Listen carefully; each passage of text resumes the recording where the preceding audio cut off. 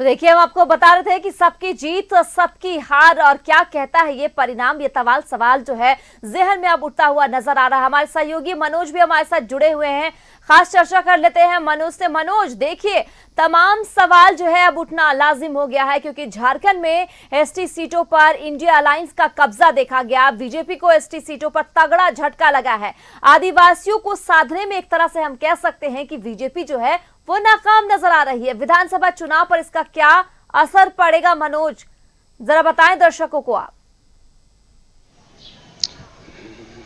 देखिए, निश्चित तौर पे ये इस बार लोकसभा चुनाव जो है वो कहीं ना कहीं भारतीय जनता पार्टी को बड़ा झटका झारखंड में लगा है।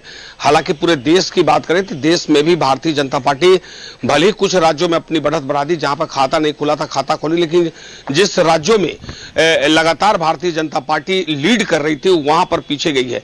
तो कहीं ना कहीं इसका असर झारखंड के विधानसभा चुनाव में जरूर पड़ेगा, क्योंकि स्थानीय मुद्दा जो है वो अहम है। लेकिन एक चीज समझना होगा कि देश के चुनाव के लिए इस बार जो अगर भारतीय जनता पार्टी को झटका लगा है तो निश्चित तौर पे वो संविधान को लेकर लगा है कि एक तरफ महागठबंधन संविधान को अधिक हथियार बना लिया और पूरे देश में इसकी उन्होंने जोर शोर से प्रचार प्रसार की कि संविधान खतरे में है, जबकि संविधान खतरे में नहीं था, लेकिन फिर भी लोगों तक इस बात को पहुंचा दिया कि संविधान खतरे में है, जिसके कारण जनता जो है, जो समझने वाले नहीं थे, जो ये समझ पा रहे थे कि क्या वास्तव में संविधान खतरा में चला जाएगा, वहां तक भारतीय जनता पार्टी नहीं पहुंच पाई। और यह भारतीय जनता पार्टी लोगों को नहीं समझा पाई कि संविधान खतरा में नहीं है और संविधान खतरा में कैसे पड़ेगा, ये वो भारतीय जनता पार्टी नहीं कर पाई। उसका ये नतीजा रहा कि आम जनता जो है वो ये समझता रहा कि निश्चित तौर पे जो महागठबंधन कह रही है कि भारतीय जनता पार्टी संविधान को खतरा में कर देगी। दूसरी तरफ 400 पार का जो नारा था वो लोगों को लगता था कि कहीं ऐसा ना हो कि एक तरफा कर दे और विपक्ष रहे ही नहीं। तो इसका असर जो है भारतीय जनता पार्टी को भुगतना पड़ा, क्योंकि वो भारतीय जनता पार्टी जनता तक नहीं पहुंच पाई। रही बात झारखंड चुनाव की, तो झारखंड चुनाव विधानसभा चुनाव जो होता है वो स्थानीय मुद्दा पे होता है। वो संविधान के बदलने, संविधान के नहीं बदलने, इस पर कोई असर नहीं पड़ेगा।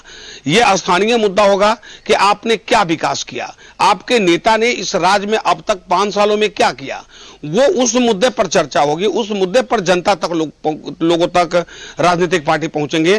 तो निश्चित तौर पे मेरे विचार से कि कोई ज्यादा असर जो है कि झारखंड में इसका असर झारखंड विधानसभा चुनाव में इस बार लोकसभा चुनाव का परिणाम जैसा नहीं पड़ेगा। कारण कि यहां जो जमीनी स्तर पे हम देखें कि लगातार इसके मुख्यमंत्री जेल में रहे हैं, इनके मंत्री जेल में रहे हैं। तो ये मुद्दा भारतीय जनता पार्टी अगर लोकसभा चुनाव में अगर भुना पाती तो निश्चित तौर पे झारखंड में वो अपने सीट को बचा लेती, लेकिन इस मुद्दा को भी नहीं भुना पाई। वो सीधे तौर पे वो ये समझती रही कि देश का चुनाव है, देश की बात करें, लेकिन वो स्थानीय स्तर की बात नहीं की। लेकिन इन लोगों ने क्या किया कि देश को बचाना है, संविधान को बचाना है, और दूसरी तरफ जो है ईडी सीडी कर इन लोगों को कहीं ना कहीं जनता को गुमराह कर दिया। और यही कारण था कि जनता जो है कि एक तरफा दूसरे तरफ निकल गई। लेकिन इसका असर जो है कि झारखंड चुनाव में ज्यादा पड़ने वाला नहीं है, क्योंकि झारखंड स्थानीय स्तर पे चुनाव होगा। भारतीय जनता पार्टी साफ तौर पे जो इस बार चूक हुई है वो उसको सुधारेगी और इस बार के विधानसभा चुनाव में वो परिणाम जो है वो परिवर्तन करके दिखाने का प्रयास करेगी। जी बिल्कुल मनोज, लेकिन एक सवाल जहन में ये है कि देखिए संथाल में जिस तरीके से जेएमएम ने यहाँ जीत हासिल किया, हम चाईबासा की बात कर ले, दुमका की बात कर ले, राजमहल की बात कर ले, ये आदिवासियों का एक तरह से गढ़ है। लेकिन चाईबासा में हमने देखा कि बड़े बड़े स्टार प्रचारक जो है वो यहाँ चुनाव प्रचार करते हुए नजर आए, गीता कोड़ा के पक्ष में चुनाव करते हुए यहाँ नजर आए हैं इतने बड़े स्टार प्रचारक। तो गीता कोड़ा को क्या खामियाजा भुगतना पड़ा, या उनका दल बदलना, क्योंकि जिस तरीके से वो पहले कांग्रेस में थी फिर उन्होंने बीजेपी का दामन थामा, उनसे नाराजगी थी जनता में, या फिर पीएम नरेंद्र मोदी जो है आदिवासियों को साधने में नाकाम रहे?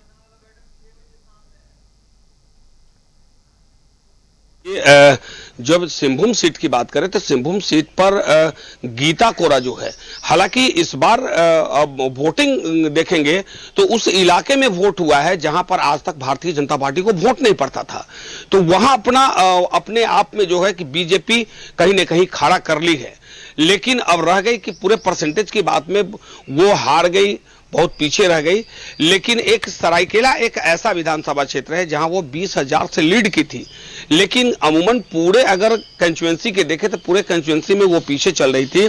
लेकिन ये इतना जरूर है कि भारतीय जनता पार्टी जो आदिवासियों को तक पहुंचने की बात थी, आदिवासियों तक बड़े लीडर नहीं पहुंच पाए, अपनी बात उन तक नहीं पहुंचा पाए।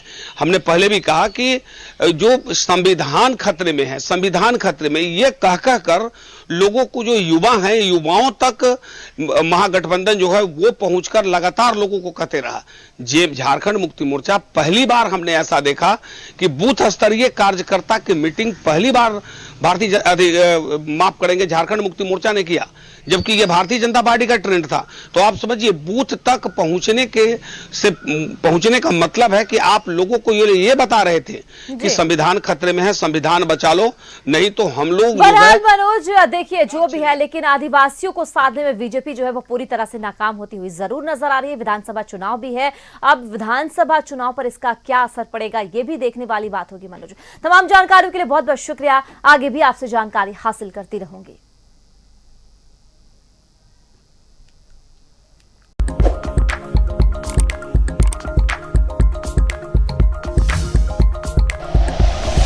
Like and share videos, subscribe करें हमारा चैनल और प्रेस करें बेल आइकॉन। न्यूज़ 11 भारत, सच है तो दिखेगा।